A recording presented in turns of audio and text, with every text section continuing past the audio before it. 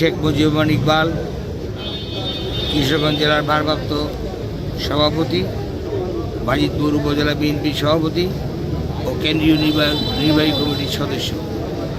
দীর্ঘদিন আমার রাজনীতি চলার পথে দীর্ঘ 25 বছর আন্দোলন সংগ্রামে অত্র এলাকার জনগণের পাশে ছিলাম, সুখে দিতে ছিলাম বলে দল আমাকে মূল্যায়ন করেছে এবং দল থেকে আমাকে মনোনয়ন দিয়েছে। কিন্তু অদৃশ্য কারণে রাতের বেলায় ভিন্ন দলের প্রার্থীকে বিএনপিতে যোগদান করে আমার মনোনয়ন বাদ দিয়ে তাকে মনোনয়ন দেওয়াতে এই নিকলি বাজিতপুর এলাকার সর্বস্তরের জনগণ একটি বিদ্রোহ অবস্থায় গিয়েছে এবং তাদের চোখের পানি মূল্যায়ন করতে গিয়ে আজকে বাধ্য হয়ে আমাকে স্বতন্ত্র প্রার্থী নির্বাচন করতে হয়েছে।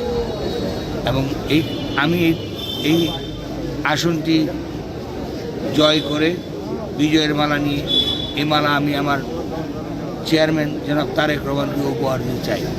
আমি সকলের কাছে দোয়া প্রার্থী, জয় আমাদের নিশ্চিত ইনশাআল্লাহ।